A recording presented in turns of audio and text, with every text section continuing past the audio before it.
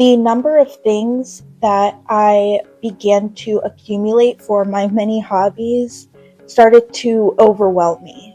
Do I draw? Do I crochet? Oh, but I was sewing that dress. No, I think I'm gonna do some crazy nail art. That's kind of where my mind was at. The number of options and supplies and clutter I had began to overwhelm me. The number of options left me wanting to quit before I even started. So I've since been trying to find the balance between clutter and creativity. I love trying things and I get quite curious about a lot of things, and especially like creative endeavors. So this has led me to accumulate quite a lot of supplies and bits and bobs for all of my different hobbies. This has led me to accumulate so much in terms of like yarn, drawing supplies, painting, stickers, nail art supplies, all kinds of things. And some of these hobbies I've tried, some of them I still do, some of them I haven't done in a long time, some of them I'm just no longer interested in. And although I used to love a lot of these things, I think it's time to let go of a lot of stuff as well. This is something that I've been working on for a while, so I'm kind of at the end of the decluttering. I've gotten rid of most of my stuff, but I still have a lot of stuff at my parents' house, and since I'm going there soon, I am going to declutter as much as I can. Sewing is probably the hobby that for me led to the most clutter.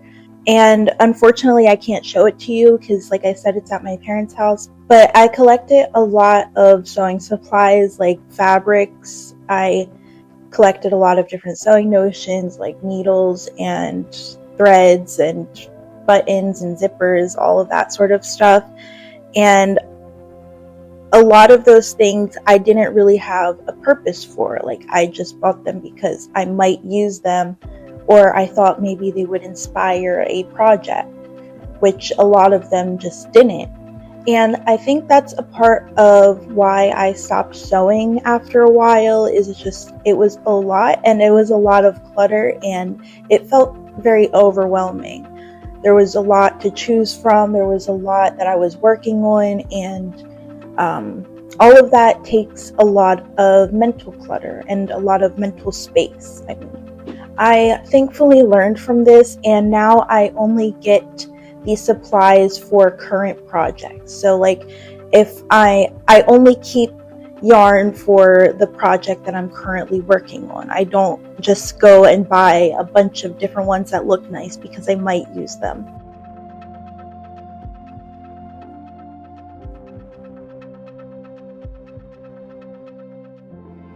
Every item you own comes at a cost. Obviously the monetary cost, but there's also a cost in terms of upkeep and mental energy. The mental clutter of our stuff can sometimes be so suffocating. I know this is especially true for me. I just really cannot stand having a lot of clutter. My goal isn't to have the least amount of things. My goal is to have only the things I truly care about and that I believe are worth the mental effort to upkeep them.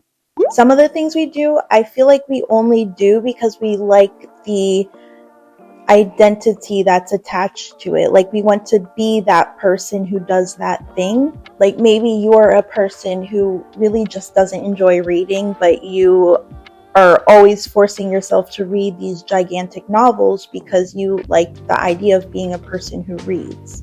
So what I do now in terms of creative clutter is, like I said, I only keep supplies for things that I'm actively working on.